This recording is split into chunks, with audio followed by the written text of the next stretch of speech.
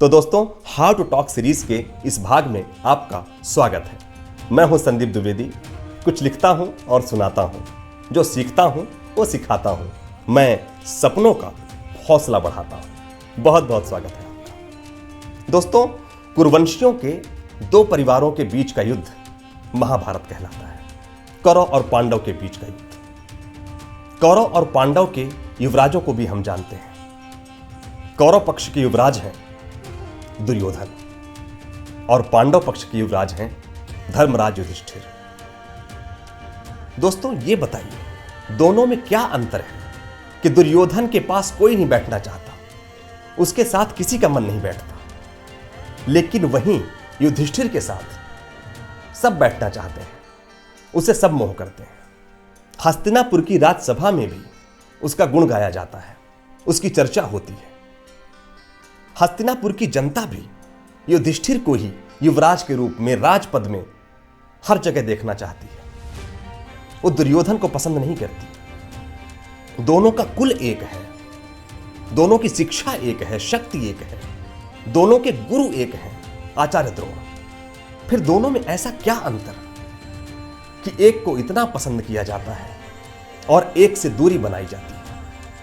वो अंतर है दोस्तों, बात की मधुरता, बात की कुशलता, बातों में आदर का भाव, बातों में बड़ों का सम्मान। ये सारी बातें जो युधिष्ठिर में थी, इससे वो किसी का भी दिल जीत लेते थे। इसीलिए सब उन्हें मोह करते थे, उनके गुरुजन, सभी लोग। दुर्योधन में ये नहीं था।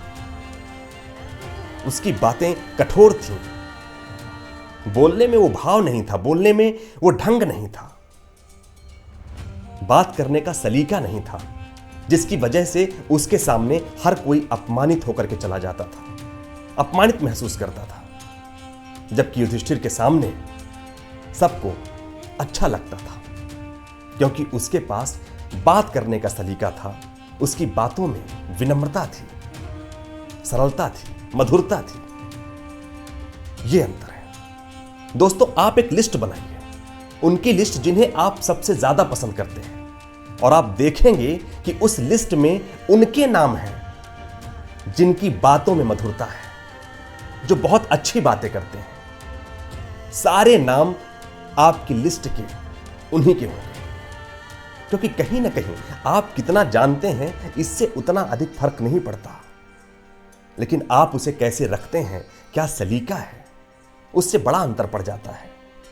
आप कितने ही ज्ञानी क्यों ना हो, पर यदि आपके पास बात करने का सलीका नहीं है, बातों में मधुरता नहीं है, विनम्रता नहीं है, बड़े छोटों का आदर सम्मान नहीं है, तो उस ज्ञान का कोई मतलब नहीं, कोई अर्थ नहीं। ये सबसे जरूरी बिंदु है। और वो कहते भी है ना कि वाणी ऐसी बोलिए मन का आपा खोए, औरन को शीतल करे आप ही शीतल हो। ऐसी वाणी बोली जाए जो सबको मुग्ध कर दे, जो सबको प्रिय लगे। और जब आप बातों में ये मधुरता ला लेते हैं, ये विनम्रता ला लेते हैं, तो आप किसी का भी दिल जीत लेते हैं। तो आज के इस भाग का यही संदेश है कि अपनी बातों में विनम्रता रखें, अपनी बातों में मधुरता रखें। आप देखेंगे कि सब कोई आपसे जुड़ना चाहेंगे, सब कोई आपके पास बैठना चाहेंगे। आप आसानी से किसी को भी प्रभावित कर सकते हैं। बस ये बात याद रखिएगा। धन्यवाद।